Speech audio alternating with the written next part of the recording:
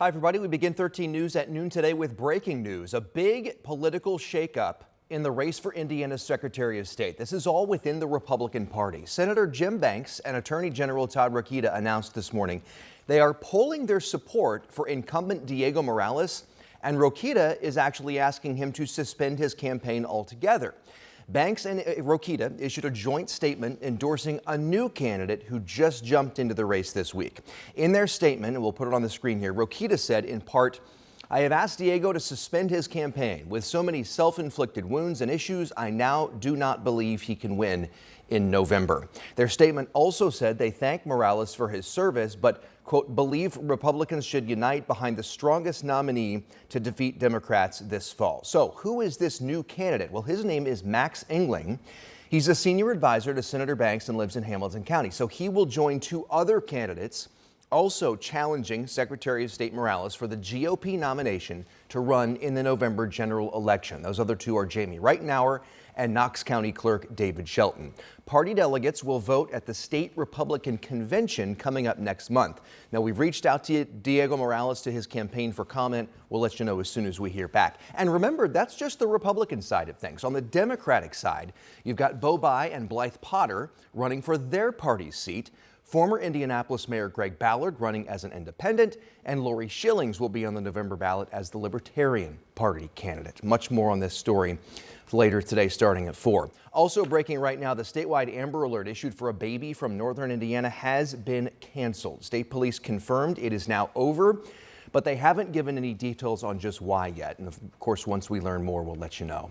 Happening right now, all eastbound and westbound lanes of I-70 in Greenfield are shut down because of a semi-fire. This is a live look. This started shortly after 10 this morning when that truck carrying lithium-ion batteries ignited. I want to show you some video from the initial scene. You can see the thick smoke and flames coming from that truck.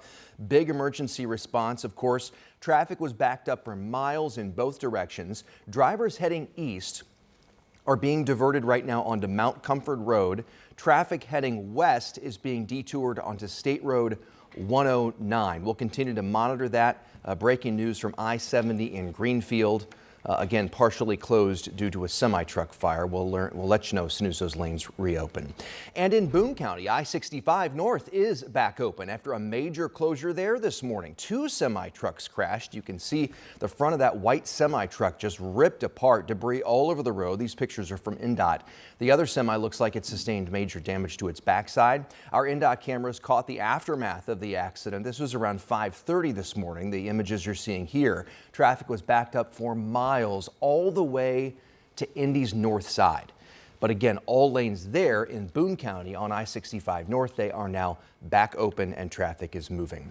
Metro Police are searching for the driver responsible for a hit-and-run crash on the near northwest side this morning. It happened around 5:30 on Lafayette Road near West Kessler. The pedestrian was taken to the hospital at last check in critical condition. Right now, police continuing their search for the driver.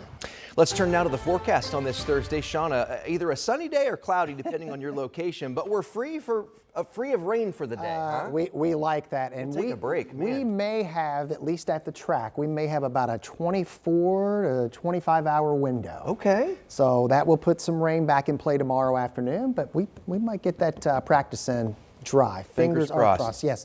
A fun day from a weather perspective to show off the camera network, to show that varying sky condition that you're talking about there, Dustin. Take you into Miami County where it is beautiful blue, mostly sunny there. A little farther to the south, we've been watching the cloud cover diminish in Carmel. Speaking of the Motor Speedway, as we look toward the skyline, so we're looking toward the east there, a little bit more cloud cover.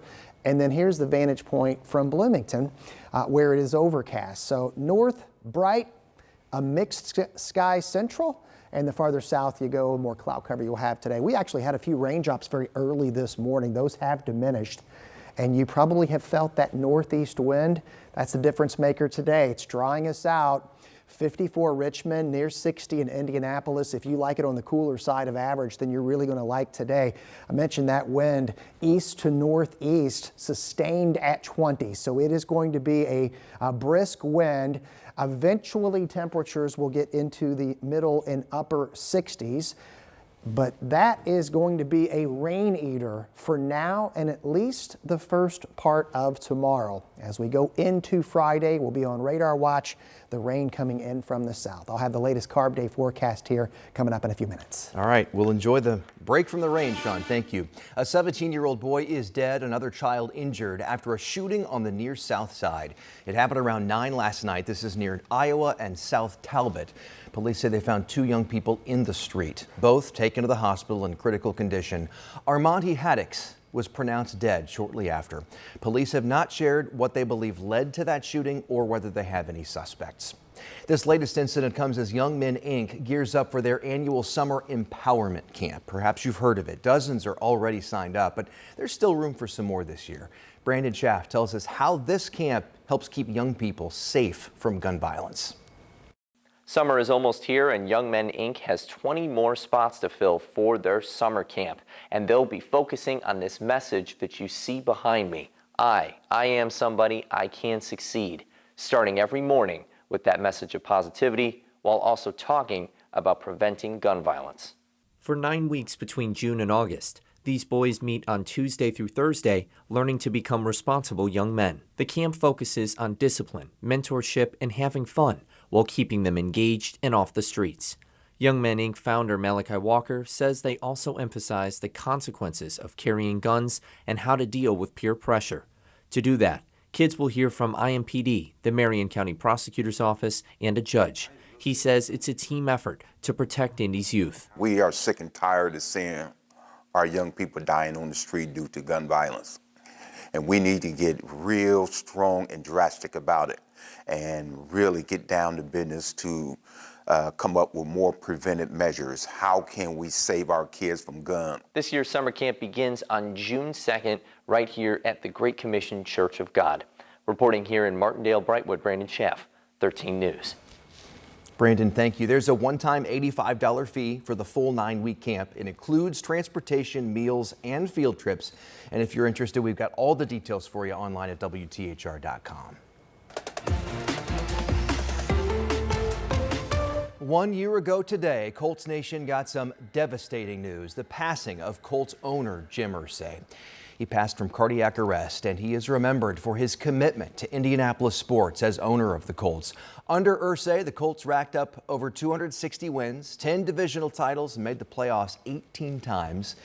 Now his 3 daughters, Carly Irsay Gordon, Casey Foyt, and Kaylin Jackson, all operate the team, walking in their father's footsteps.